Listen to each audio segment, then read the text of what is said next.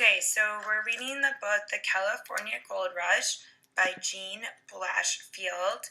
It's the We the People series, ISBN 075650041-9.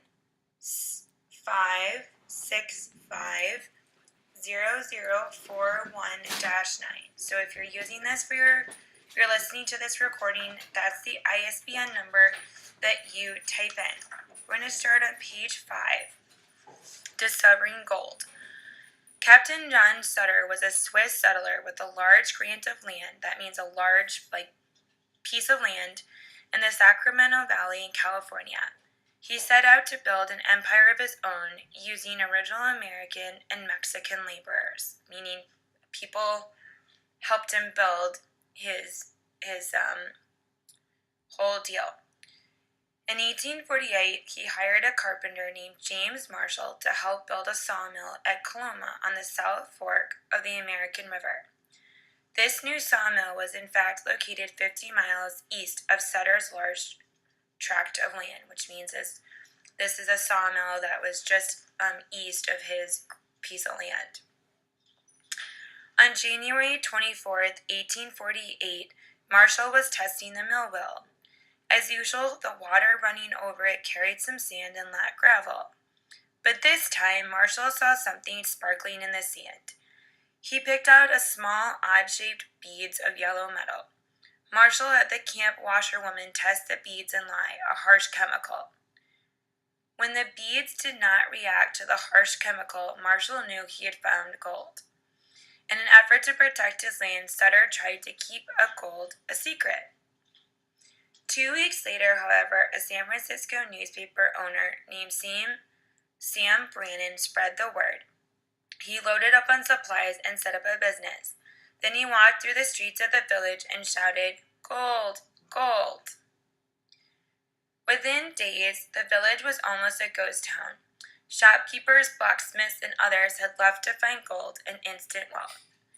There were first about 300,000 people, who eventually flocked to the mountains east of San Francisco.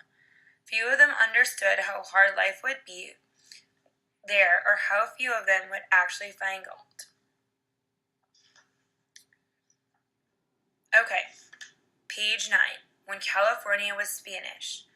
Starting in the 1500s, Spain searched for gold in North America as it had in South and Central America. When Mexico won its independence from Spain in 1821, Mexico also got Spain's North American colonies. In the 1840s, the United States was growing in the East, now on page 10. Thousands of people traveled along the Oregon Trail every month. California, Arizona, and New Mexico both still belong to Mexico, however. Most Americans in California arrived by ship. They made a long voyage around Cape Horn at the southern tip of South America. Then, in 1844, a group led by a mountain man named Elijah Stebbins turned south from the Oregon Trail. They unloaded 5 wagons and hauled them over a peak in the Sierra Nevada and into the Sacramento Valley. It was the opening of the California Trail. Some settlers followed Elijah Stebbins' route into Sacramento Valley. The timing of these, page 13, journeys was very important. One party, led by George and Jacob Donner, started too late in the spring of 1846. By the time they reached the pass through the Sierra Nevada, it was snowing. They were snowbound.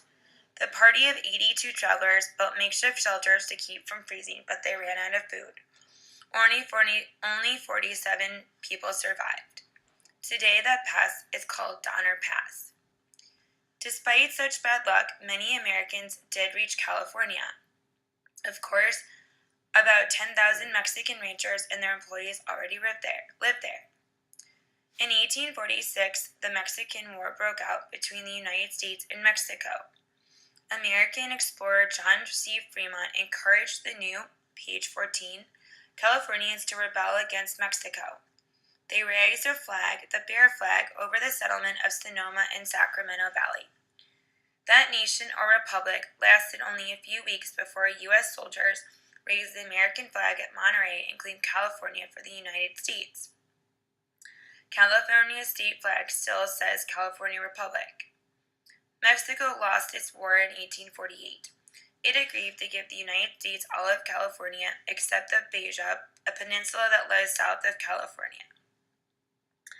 The Mexicans did not know that gold had already been discovered in California. Page 15. Drawn by Gold. After Sam Brannan broke the news about the discovery of gold at Sutter's Mill, most men in San Francisco had gone to the American River to find gold. The news soon spread, and several thousand men from the West came to Sierra Nevada that year. Page 17. By January 1849, fortune hunters had begun to arrive from all over the world, including England, Australia, Peru, and China. Those arrived were called the 49ers and were counted in 1850 U.S. Census. Now California had enough residents to become a state. On September 9, 1850, California was admitted to the United States. In the East, people rarely earned more than $1 a day. Stories flew that in the gold fields, 1 ounce, 31 grams of gold, no heavier than a stick of gum, would bring $15. These are stories. Many people gave up their jobs. University students left their classes. Farmers decided to let somebody else plow their fields. Soldiers left their posts. Some men took families along, but mostly went alone. Page 18. Going to California by a Banjo on My Knee. Stephen Foster's 1848 medley, Old Susanna, became the theme song of the people heading for California. They went by sea and by land. By land, it was some 3,000 miles from the east coast to California. By sea, it was 18,000 miles from the east coast, sailing south around South America and then north to San Francisco. The voyage took 6 months and conditions were terrible. It cost a lot of money to travel by ship too, so that most people traveled by wagon or the Oregon Trail. They joined settlers from Missouri heading for Oregon across the Continental Divide in Wyoming. From there, the gold seekers headed south to Sierra Nevada and entered the Sacramento Valley. Page 20. Staking a claim. At the start of the gold rush, no laws existed about rights to land on which the gold was discovered. The camps made their own rules. Usually a man would claim only as much land along a river as he could dig, sometimes more than 100 square feet. To stake a claim, a prospector pounded wooden stakes into the ground to mark his area. If the claim turned out to have no gold, he would just pull up his stakes and move on. In time, there were too many prospectors for the amount of land that might have gold. Soon, newcomers had to buy claims. To trick people into buying land that had no gold, some sellers planted gold on or salted their claim. Page 22. Life in the camps. Gold seekers were more interested in digging for gold than living well. One gold seeker from Boston, Massachusetts describes setting up a home this way. I pitched my tent, built a stone chimney at one end, made a mattress of fir, just branches, and thought of myself well fixed for the winter. In camps with such names as Lousy Ravine and Whiskey Flat, diggers lived in shacks they built themselves. They used wagons from the Oregon Trail, pieces of lumber, bits of canvas, or anything else they could find. Often the only complete buildings were saloons and dance halls. Gold seekers arrived without giving any thought to how or what they were going to eat. The price of food soared, meaning going really high up, and some men starved rather than leave their claim to get food. Weakened, they couldn't fight off disease, and many died. After a hard day of digging, miners wanted to relax and be entertained. This is on page 23. Those who still had money to spend or had found a few flakes of gold went to the saloons. They could sing, chat, or tell stories to each other. Page 24. One common tale invited a cheating man and a batman on a frog's ability to jump. In the 1860s, a young writer named Samuel Clemens, who had recently begun to use the name Mark Twain, heard the tale. He turned it into the notorious jumping frog of Calaveras County, which is the story that made Mark Twain famous. Page 25. The process of mining. The easiest way to find gold was to pan for it. Panning meant scooping up sand from a riverbed in a pan and swirling it around until the lighter material has poured out. Gold, one of the heaviest materials known, sinks to the bottom. Those who had no running water on their claim used pickaxes and shovels to dig into, page 26, hillsides looking for gold. Sometimes prospectors built log-wooden frames called sluices, sluices. They poured large quantities of gravel and soil through the frame along with the lots of water. Again, gold sank to the bottom. Eventually, some prospectors joined forces to create hard rock mines. These mines followed a, page 27, layer of quartz, which often found along gold deep into the mountains. A gold vein is also called a lode, L-O-D-E. The Sierra Nevada gold field was often referred to as a mother lode. In hard rock mining, the ore has to be hauled out of the ground and crushed in huge machines. These large machines ran 24 hours a day. It was dangerous work. Page 28. Mining the miners. Very few gold seekers ever found gold. Most of the people who made money in the gold rush earned it by selling supplies to the gold seekers. They, quote, mined the miners. At the axe docks, or the end of the trail, peddlers tried to sell newcomers digging sites space in rooming houses, equipment, food, clothing, or information. Some offered newcomers a chance to buy in on a quote, sure thing. Many newcomers lasted only a few weeks. Panning and digging were hard, dirty jobs. Discouragement set in easily. Some fell prey to crooks. Others got sick and died. Many diseases were widespread in the makeshift camps. A, page 31, disease called cholera, spread by dirty water, what killed many people. Those who survived often looked for another way to make a living. The people who sold supplies to the miners built California. They constructed houses, grew food, baked bread, provided entertainment, opened schools and churches, and buried the dead. One person who made his money supplying the miners was Levi Strauss. A peddler from Germany, he started out selling canvas for tents. Then Strauss hired a seamstress to sew some pants for miners who had to kneel and rock all day. He quickly sold out. Strauss switched from a canvas fabric to a tough cotton cloth called denim.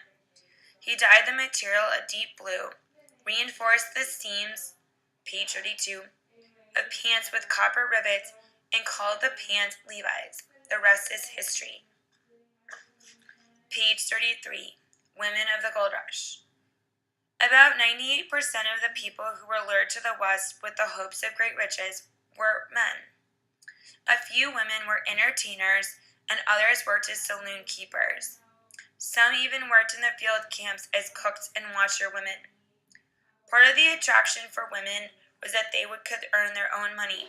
That was important when California wrote their state constitution in 1850. They allowed women to keep their own property and money when they married, a right that was unheard of in other states.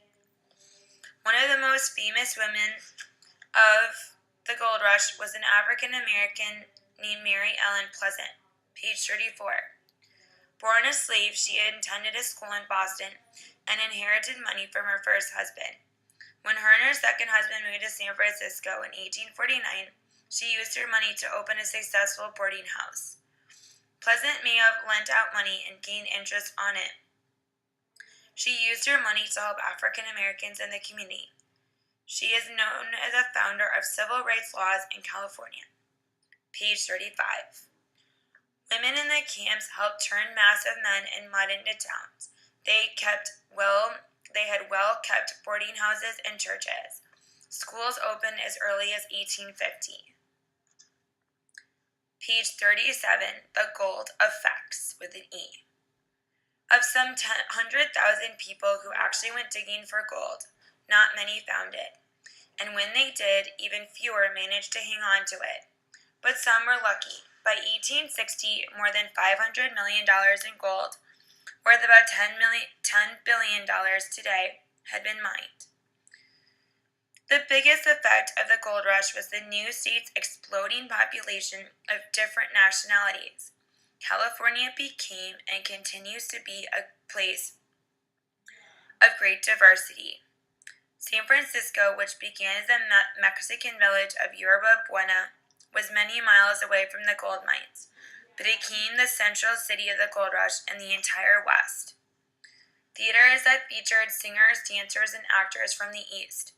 These performers went to camps to entertain. The effects of the gold rush were not always good, especially for Native Americans. Perhaps 90% of them had already died of diseases brought on the Spanish. When California became a state, the new Constitution put the remaining Native Americans practically into a state of slavery. Miners were allowed to put them to work in the gold mines. Between 1845 and 1870, the number of Native Americans in California dropped from 150,000 to fewer than 30,000. It was also due to flat-out murders, besides enslavement. The environment also suffered. The rivers were polluted and the land was churned up, killing all living things. In many places, the devastation caused by the gold rush can still be seen. The end.